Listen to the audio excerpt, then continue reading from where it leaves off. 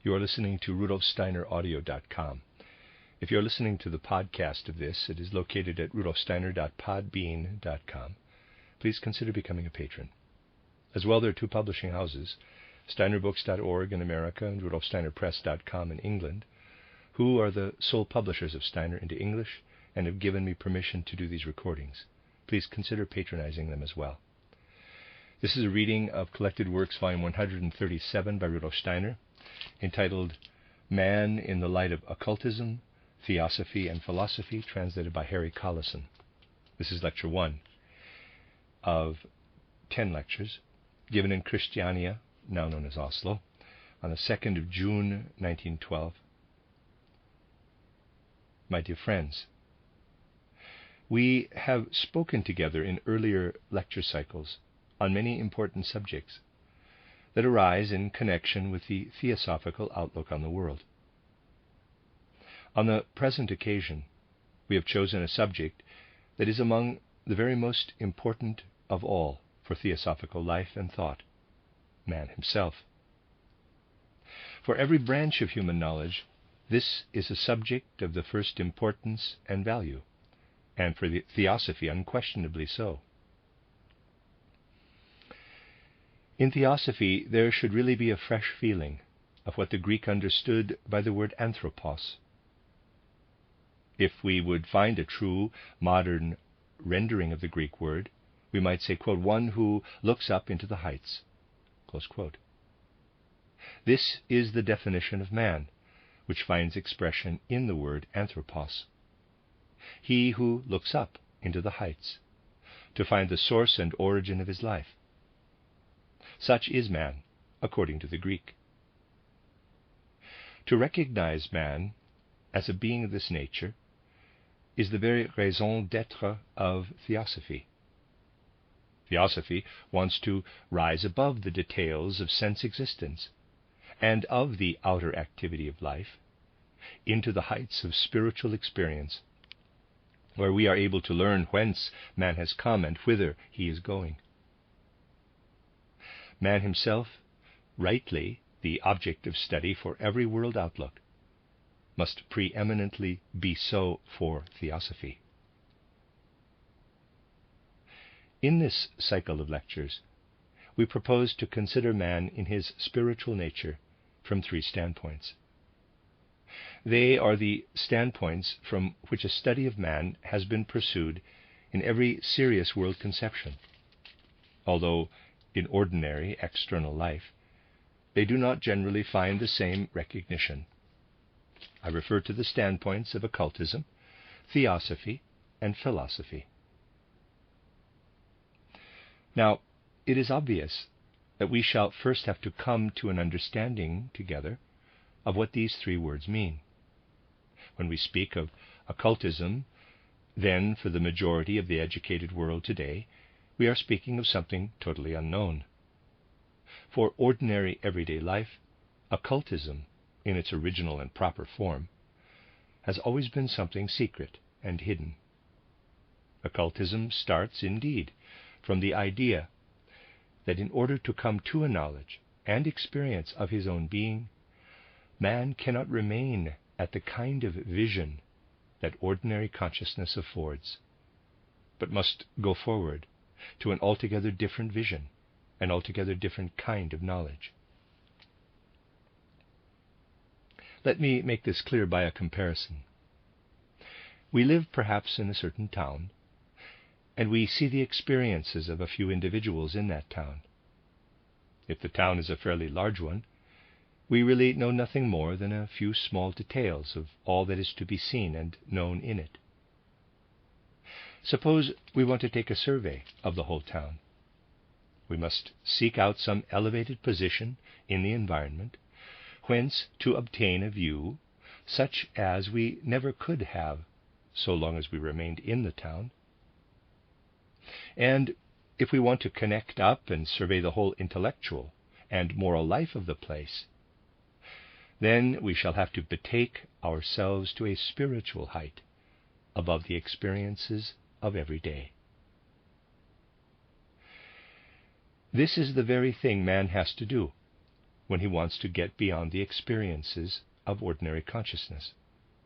For these experiences show him in reality only a part of what goes to make the whole of life in all its connections.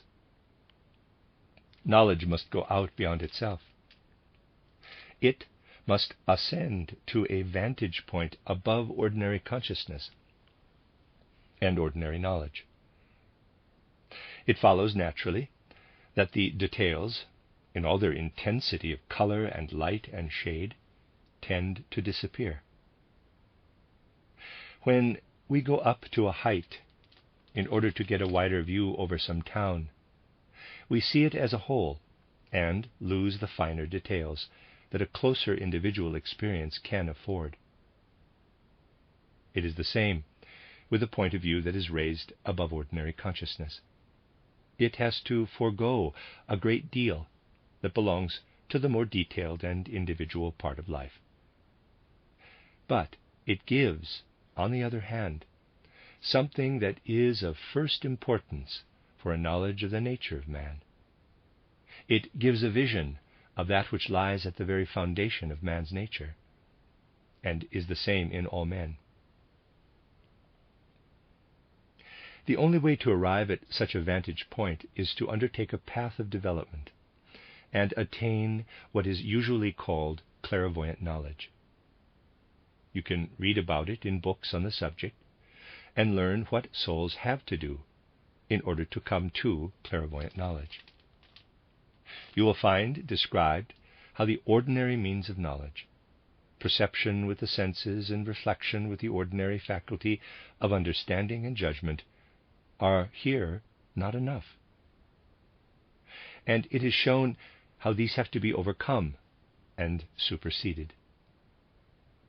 Quite new means of acquiring knowledge, means that lie hidden in the soul like a seed in the earth, have to be discovered and developed. You will probably already have learned from the literature on the subject that 3 stages are to be distinguished on the path to clairvoyant or occult knowledge.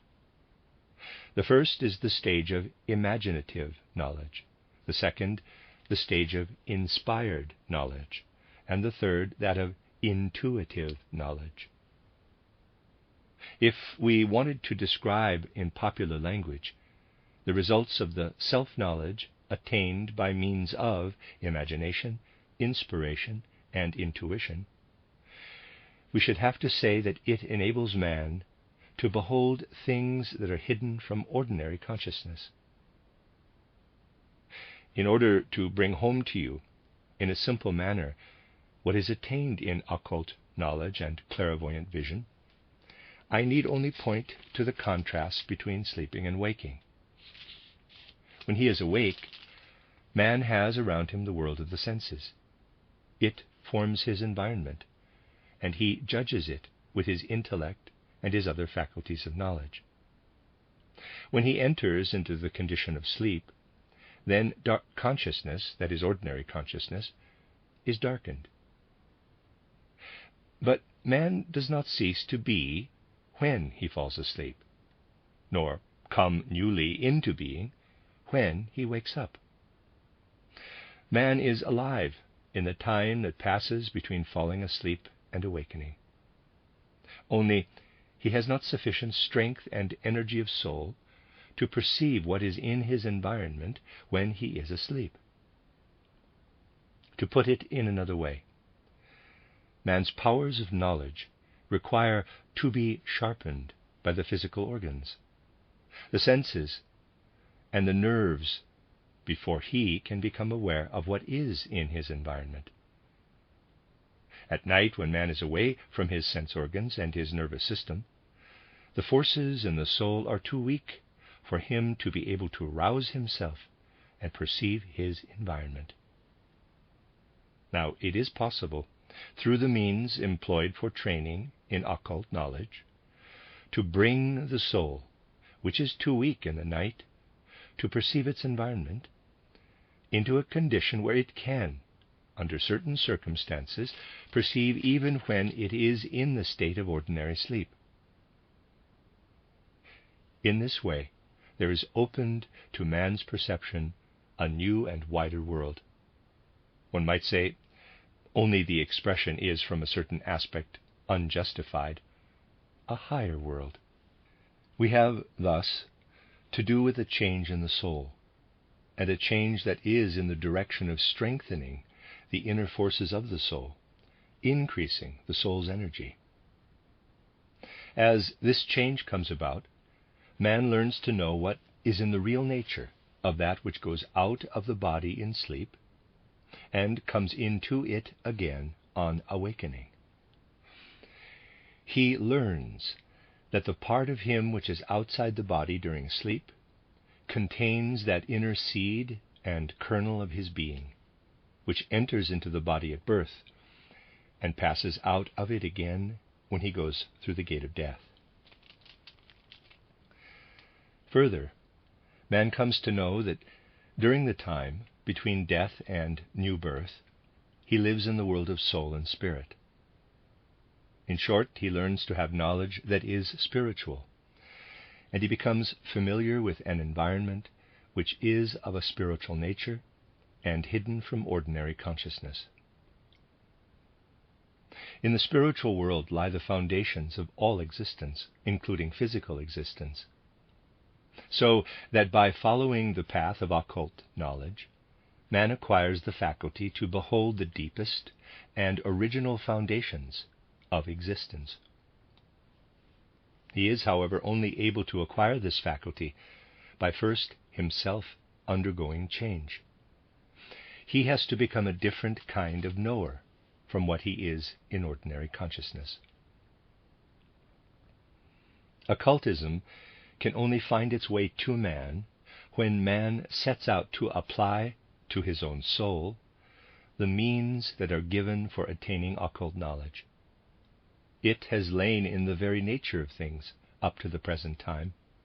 You will often find indications of it in literature, that it was not the concern of every single human being so to educate himself as to be able to have direct vision of the spiritual world and penetrate to the original foundations of existence. The means to do so were imparted only to small circles of persons, and strict care was taken that before a man was given the means of attaining occult knowledge, he should have a preparation and training which would make him ripe to apply these means to his own soul. It is easy to understand why this had to be. Higher occult knowledge leads, as we have seen, to the foundations of all existence. It leads to the world from which our world is derived and made. At the same time, man acquires faculties he did not have before. And so, when he becomes able to penetrate to the foundations of existence, he is in a position to execute deeds that cannot be carried out with the ordinary means of knowledge. To make myself clear, I must here refer to a fact on which I shall have more to say later. For the moment, I only want to cite it to demonstrate how impossible it was to give occult knowledge into the hands of everyone. Man has to have egoism implanted into him during Earth evolution. Without egoism, he could not fulfill his task on Earth. For his task on Earth consists in evolving from egoism into love. Through love, he has to ennoble and subdue and spiritualize egoism. At the end of Earth evolution, man will be permeated through and through with love. But he could never evolve up to this love in freedom had not egoism been implanted into his nature from the beginning. Now, egoism is in the highest degree dangerous and harmful when it is a question of undertaking to perform some deed behind the world of ordinary consciousness. The whole history of man is filled with egoism, and endless harm has been wrought by it in ordinary life. But all the trouble that is due to egoism in ordinary life is a mere trifle in comparison with the harm and trouble it causes if it is able to work with occult knowledge. It has therefore always been required of those to whom means of occult knowledge were imparted that they should have a character so thoroughly disciplined and prepared that, let the temptation be ever so great, they would never work in the sense of egoism. That was the first and all-important requirement in the preparation for occult knowledge. Anyone admitted to such knowledge must be quite incapable of allowing the occult to be misused for an egoistic end. Naturally, this meant that only a very few, in the whole course of evolution, could be chosen for reception into the occult schools, which in olden times were called mysteries, and sometimes also known under other names. The occult knowledge to which these few attained had definite characteristics and qualities. The characteristic of which I am now going to speak is in our own time undergoing change, but it has been common to all rightly named occult schools hitherto. It is this: in the occult schools, where the means of occult knowledge were imparted to men, among the many things that had to be overcome in the process of overcoming egoism, it was required of the pupil that he should not speak in the mysteries or occult schools with ordinary words, that he should not try to make himself understood with the words that are current in the life of external consciousness. For a kind of refined and higher egoism enters into man as soon as he makes use of the words and thoughts and ideas that are employed in external life. At once there come into consideration all the things in a man that do not let us see him as a human being, pure and simple, but as a member of a particular folk or people, with all the egoisms that belong to him through the fact that he loves his own folk. These are quite justified in ordinary life. For external consciousness, men must have these refined and higher egoisms. They are among the most praiseworthy qualities of human life. But for the highest knowledge, for the all-human knowledge that has to be sought behind the life of ordinary consciousness, we may not bring with us even these refined and higher egoisms. Special preparation had therefore to be given in the occult schools by the creation and study of an all-human language. The language of ordinary life was not used in occult schools, but a language that worked upon the human being in quite a different way. For it was a language that worked not by means of words and thoughts, as is the case with ordinary knowledge, but by means of symbols. Those of you who know mathematics will readily understand why symbols were chosen for this purpose. For symbols have a universal meaning. By developing oneself up to the stage of a language that speaks in symbols, one was able to come right out beyond all the egoism that confuses judgment and clouds ordinary consciousness, beyond even the higher egoisms of which we have spoken.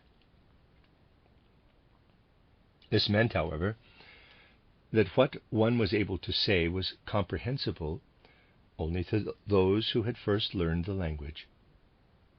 The language consisted of symbols that could be drawn or traced with movements of the hand in rituals, or expressed in color combinations, and so forth. In occult schools, not what was imparted in words was of importance. That was only preparatory. But what was spoken in symbols, independent of ordinary human words, independent even of ordinary human thoughts. Thus the first step to be taken in an occult school was the study of a symbol language. In very ancient times, those who were initiated in the mysteries were under strict injunction not to betray to people outside anything of the mystery language. For if a man who was outside the mysteries were to get to know the symbols and were clever enough, he might come to possess, all unprepared, a means to occult knowledge.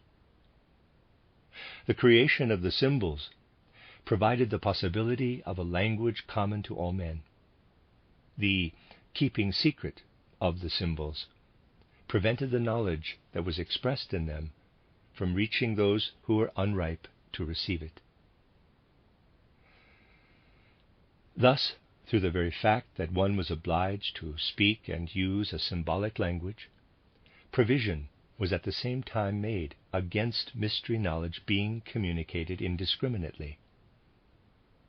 True mystery knowledge, true occultism, was a knowledge that was kept guarded in the secret schools of the mysteries and had to be attained by the development of occult faculties. It was a knowledge that by its nature belonged to all mankind. Nevertheless, it was always limited to narrow circles of people in the way I have described. There is still another reason why occultism could not be communicated to mankind at large. Just as truly as it is necessary in the first place to be free of egoism, if one is to be allowed to penetrate the world that opens to occult vision, so truly does man find it impossible, when his power of knowledge has been transformed and he has become able to look into that totally different world, to make use there of the ideas and conceptions to which he is accustomed. The creation of symbols serves, then, this further purpose. It provides a means whereby one can express what cannot be expressed with ordinary human words and ideas. For the human being can only apply himself to occultism when he is not oriented to the senses and the brain, but is outside them. All ordinary words, however, are connected in their origin with the brain. They spring from outer observation. When, therefore, a man perceives a fact of occult knowledge, he at once feels how impossible it is to give expression to it with ordinary words. Occult knowledge is a knowledge that is attained outside the body. To give it expression by the use of means that are attained through the body is, on the face of it, at the beginning of occult knowledge, quite impossible. Occult knowledge is, however, not merely there to be acquired by a few persons who are curious. Its whole content is something that is essential and of the very first importance for all mankind. Occult knowledge is the experience of the foundations of existence, and in especial of the foundations of human existence, and it must enter right into life. Means must be found to carry occult knowledge right into the life of man, and to bring it within the comprehension of people generally. The first means employed to make occult knowledge comprehensible is, and always has been, what has in more recent times been called Theosophy. In turning it into Theosophy, one has to forego what we have just seen to be an essential characteristic of occult knowledge, namely that it makes use only of the very highest forms of language. One abandons this restriction and proceeds to clothe occult truths in ordinary human words and ideas. Occult knowledge is communicated, for example, to a particular people in a form that employs the ideas and concepts current among this people. The result is that occult knowledge becomes specific and differentiated, appearing in the form of communications made through the words of one section of mankind. Those who were in possession of secret knowledge were obliged to clothe it in the language of a particular people. And so we find clothed in the language of particular peoples what is in reality the property of all mankind. In the mysteries, the aim has always been to remain as human as possible, in the large sense of the word. At the same time, the initiates of the mysteries had to make themselves understood. They had to express themselves in the language of the people and in the ideas that the people had developed. And so individual theosophists who have come forward among mankind have had to take pains to make themselves intelligible in regard to the particular aim and object, or the particular sphere of life about which they were speaking. It is by no means easy to give expression in this way to occult knowledge, in one particular language or in one particular form of ideas. But it has been done, and to no small extent, in various regions of the earth, and at various times in man's history. Occultism is a thing into which one has to find one's way by means of clairvoyant training and discipline. Theosophy, on the other hand, is a thing that is presented to us in ideas and concepts that we have already, and in which occult knowledge has only been clothed. When this has been ably and correctly done, then occult truths are within the comprehension of any man who has sound and healthy judgment and takes pains to master them. Theosophy is absolutely understandable by anyone with a healthy intelligence, if he will but give himself the trouble. We have no right to say that he alone can grasp the occult who can himself develop occult vision. When occult truths are clothed in ideas, as they are in Theosophy, they are within the scope of every healthy human intelligence. Now, in accordance with laws that prevail in the evolution of mankind, we shall have more to say about these later on, there came a time when a further change was necessary. In the far-off past of evolution, we find among the most ancient peoples, parenthesis, I do not refer here to the decadent peoples that an ununderstanding anthropology calls primeval, but to the really original peoples of which spiritual science tells, close parenthesis. Among these original peoples we find mysteries and occult schools which communicated occult knowledge to a few individuals.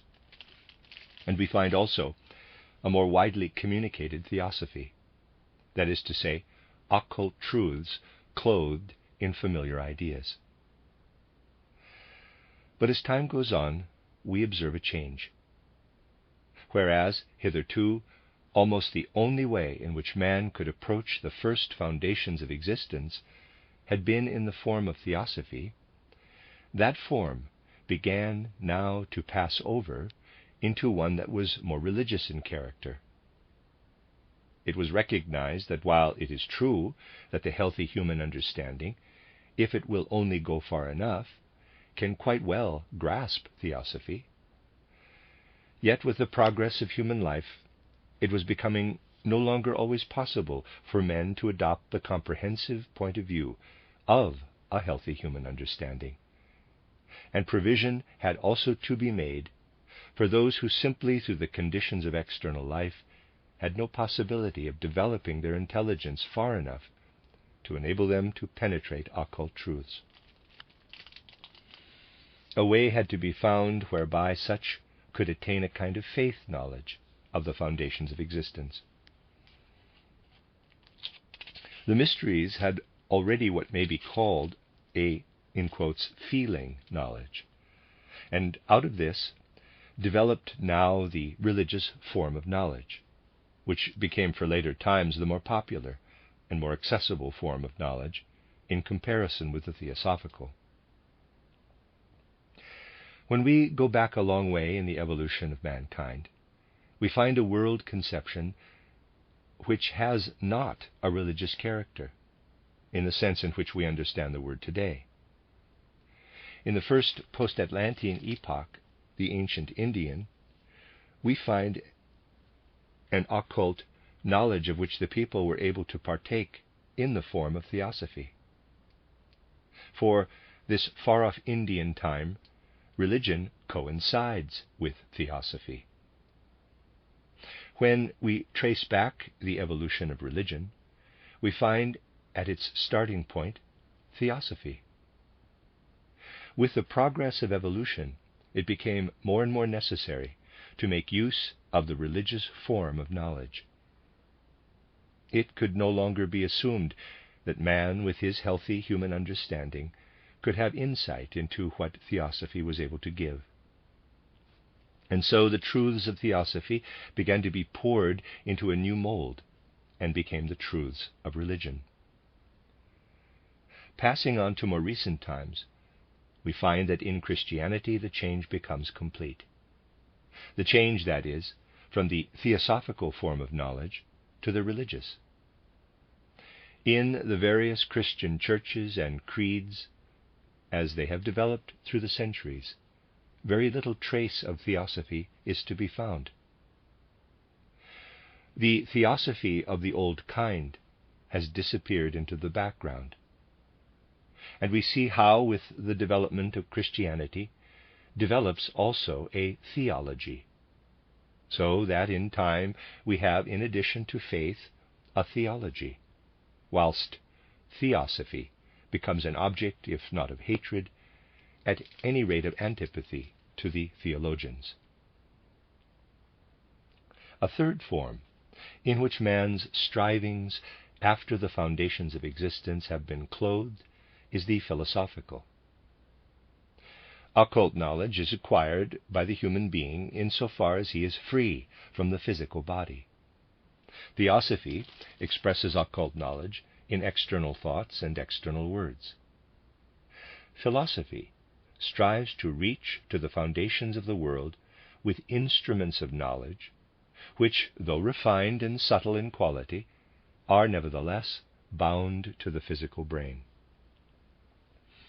Philosophy, as we find it in the essentially philosophical epoch of human evolution, does not set out, as does Theosophy, to hand on that which has been acquired outside the physical body. Philosophy tries, in so far as may be, to approach the foundations of existence by means of man's ordinary faculties of knowledge. The truths of philosophy are thus striven after with faculties of knowledge, which, though of the subtlest, are yet connected with the body.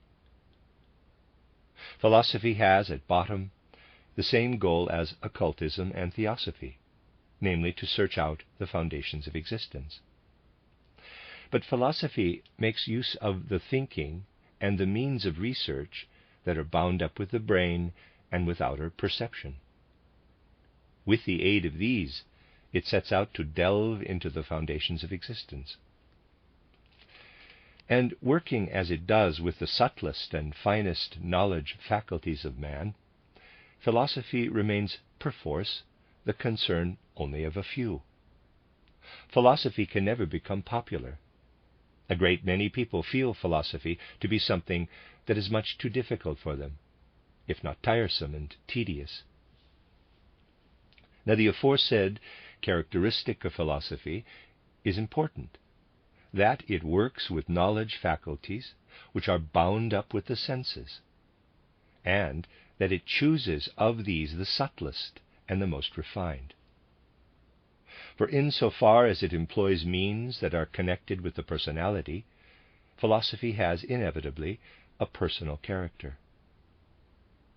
When, however, man really succeeds in exercising the very subtlest of his knowledge faculties, it becomes possible for him to throw off something of the personal element. And in the degree that he is able to do this, philosophy becomes universal, all human. One needs to enter very deeply into philosophy to be able to detect its universal character. Its personal character is, unfortunately, only too obvious. It requires deep penetration to perceive fundamental principles that are common to such apparently different thinkers, for example, as the ancient Greek philosophers Parmenides and Heraclitus.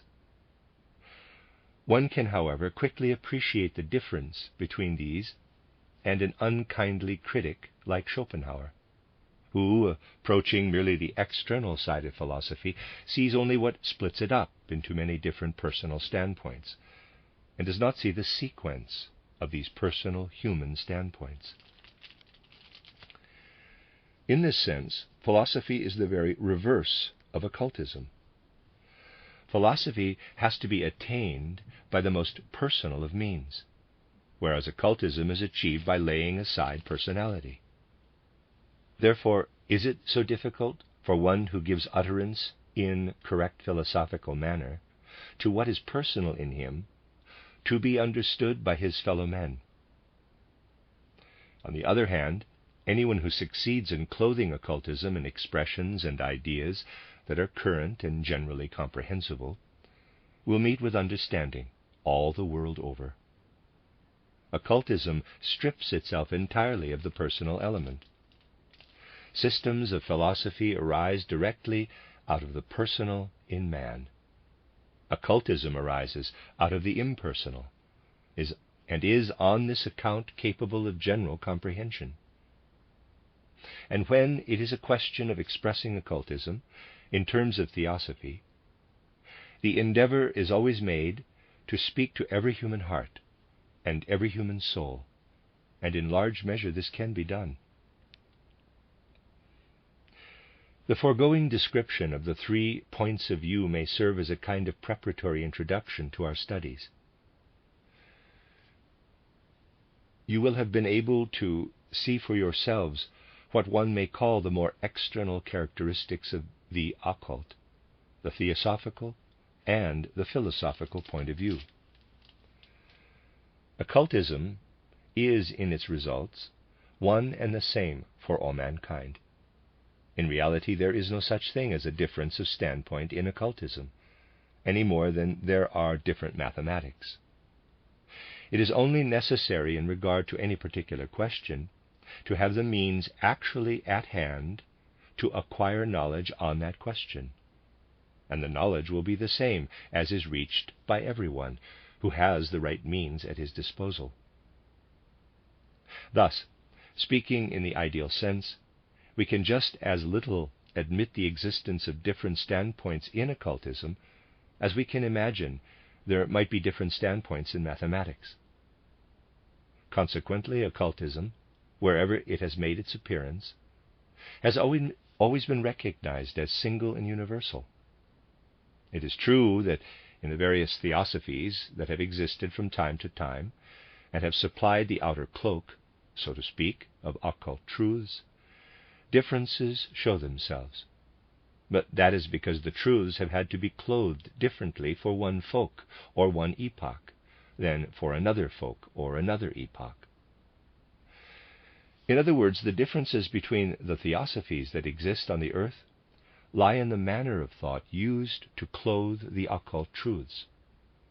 The foundations of occultism are always and everywhere one and the same. Religions, on the other hand, since they take their source in the theosophical garment of occultism, have acquired differences in respect of people and time. Occultism knows no such differentiations. It knows nothing that might stir up opposition between man and man. No cause for opposition exists, since occultism is the single, undivided property of all mankind. And inasmuch as Theosophy should, in our time, concern itself with the provision of a right and proper expression for occultism, it too must take care to absorb as little as possible of the differentiations that have manifested themselves in mankind. It must set itself the aim of being a faithful expression of occult truth and occult connections. In so doing, it will inevitably also work for the overthrow of all specialized world conceptions and help to break down religious differentiations. We must learn completely to overcome the inclination to a theosophy of a definite stamp and coloring. It has gradually come about in the history of evolution that theosophies have tended to receive a certain nuance and coloring in accordance, I will not say with religious prejudices, but with religious preconceived feelings and opinions. Theosophy needs to keep constantly in view its ideal, to be a reflection of occultism. There can therefore be no such thing as a Buddhist theosophy or a Hindu theosophy or a Zoroastrian or a Christian. Naturally, regard must be had to the characteristic ideas and thoughts with which particular people will approach theosophy. Nevertheless, it must never let go its ideal of being a pure expression of occult truth. It was, for example, a repudiation of the fundamental principle of occultists all the world over, when a theosophy made its appearance among certain societies in Central Europe, calling itself a Christian theosophy. As a matter of fact, you can just as little have a Christian theosophy as a Buddhist theosophy or a Zoroastrian.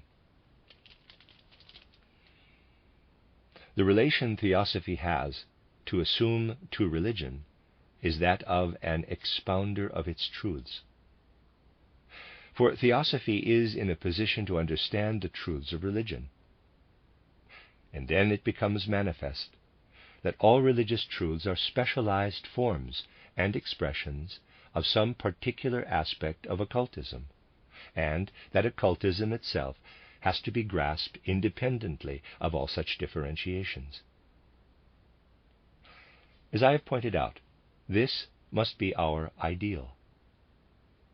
It is quite understandable that occultism has been clothed in many and varied ways the world over, even while all occultists are in agreement as to their knowledge. It is, nevertheless, of great importance that in our time a possibility should again be given for speaking with a single voice about occultism. This can only be if the goodwill is really present to shake off once for all the differences that have their origin in preconceived feelings and opinions. And it is encouraging to see how already the desire is gaining ground for a general agreement on elementary matters of occult knowledge. In regard, for instance, to the knowledge of reincarnation and karma, it will, in the near future, be possible to attain something like universal agreement. As our theosophy develops, it will, to begin with, concern itself first and foremost with the spread over the whole earth of the great and important truths of reincarnation and karma. For these truths are destined to prevail. Even religious prejudices will surrender before them. A great work for peace on earth would be accomplished if unity and harmony could be established in regard to the higher realms of occult knowledge. Let that stand before us as an ideal. It is hard of attainment. When one reflects how intimately men are bound up with their religious prejudices, and with the whole way in which they have been educated, one will readily perceive the difficulty of presenting them with something that is not colored with any religious prejudice, but is as faithful a picture as possible of occult knowledge. Within certain limits, we must be prepared to recognize that as long as the Buddhist takes the standpoint of the Buddhist faith, he rejects the standpoint of the Christian. And if theosophy takes on a Buddhist coloring, then that Buddhist theosophy will quite naturally show itself inimical, or at any rate unsympathetic, to occultism. We shall also understand how difficult it is in a realm where Christian forms prevail to come to an objective knowledge, let us say, of those aspects of occultism which find expression in Buddhism. Our ideal, however, must always be to meet the one point of view with just as much understanding as the other, and to establish over the whole earth an harmonious and peaceful relationship based on mutual comprehension. The Buddhist and the Christian who have become Theosophists will understand one another. They will be sure to discover a standpoint where they are in harmonious agreement. A Theosophist has always before him the ideal of a universal single occultism, free of all religious prejudice. The Christian who has become a Theosophist will understand the Buddhist when he says, quote, "It is not possible that a bodhisattva who has passed from incarnation to incarnation and has at length become Buddha," as happened in the particular case with the death of Suddhodana, should afterward return again into a human body. For in becoming Buddha, he has attained to such a lofty stage of human evolution that he does not need ever to pass again into a human body. The Christian will reply to the Buddhist, quote, "Christianity has not up to the present given me any revelation concerning beings like bodhisattvas. But as I strive after Theosophy, I learn to recognize not only that you know this truth out of your knowledge, but that I too must receive it as truth." For as Theosophist, the Christian will say to himself, quote, "I understand what a bodhisattva is. I know that the Buddhist speaks absolute truth about these beings. He utters a truth which could be spoken in lands where Buddhism prevailed.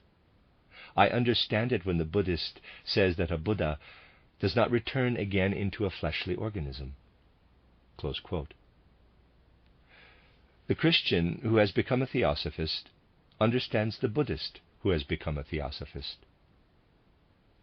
And if the Christian were now in his turn to address the Buddhist, he could say, quote, "When one studies the Christian faith in its true occult content, as it is studied in occult schools, then one finds that the being who is designated by the name of Christ," the name of Christ may be quite unknown to the other, "is a being who was never on earth before the time of the mystery of Golgotha.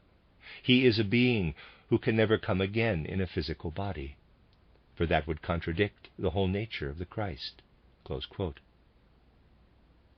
When the Buddhist, who has become a Theosophist, hears this from the Christian, he will answer him in the following way, quote, "Just as you understand how impossible it is for me to admit that a Buddha, after he has once become Buddha, can come again in a fleshly body, just as you understand me, recognizing what has been imparted to me as truth, so am I ready to recognize the share of truth that has been communicated to you.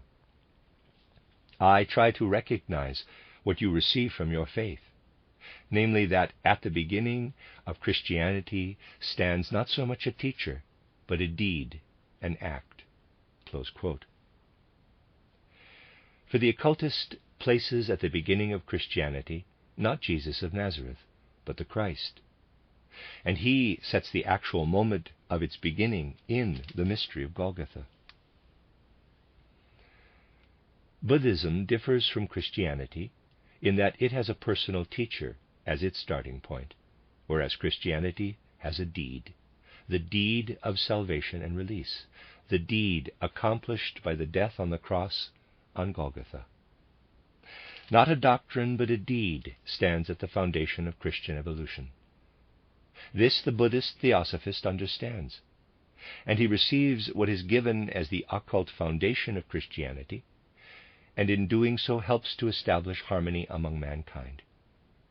He would be breaking the harmony if he were to apply to Christianity his Buddhist ideas.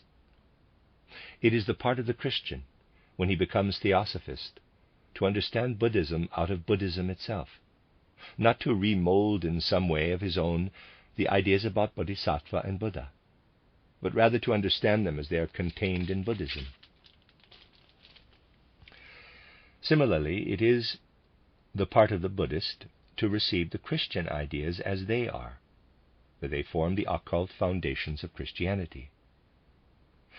Just as it is impossible to bring together the being who is named with the name of Christ with beings of a lower kind, namely with bodhisattvas, so also is it impossible, if we would remain loyal to the ideal of Theosophy, to allow Theosophy to be anything else than a faithful reflection of the single undivided occultism.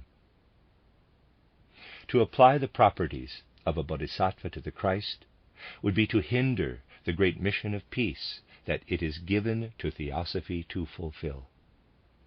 On the other hand, Theosophy fulfills its mission of peace when it undertakes to bring to mankind the universal foundations of truth in a scientific form such as is adapted for our day and generation.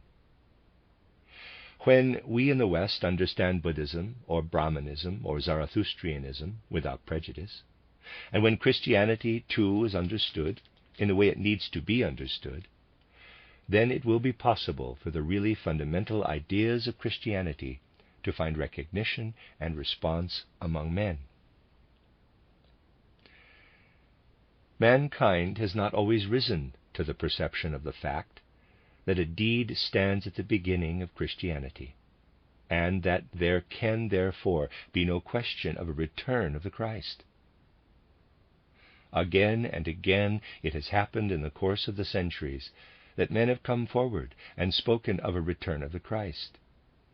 Such teachings have always been silenced and refuted, and they will be so again, for they run counter to the great and universal mission of life and peace that it belongs to Theosophy to fulfill, if it would be a pure expression of occultism. Occultism has always had the character of universality, and is independent of every Buddhist, as well as of every Christian shade of coloring. Hence, it can understand objectively the Mussulman or the Zoroastrian or the Buddhist, even as it can also the Christian. What I have said will help you to see how it is that occultism, which is universal, has come to assume in Theosophy so many different forms in the course of human evolution. And you will be able also to see why in our time it is so important to hold up as the ideal not that one form of religion should gain the victory over the rest, but that all the different forms of expression of religion should mutually understand one another. The first condition for this, however, is that men should come to an understanding of the occult foundations that are the same for all religions. My intention has been in this lecture to give a kind of introduction to the important matters we shall have to consider in the following days. The end of Lecture 1.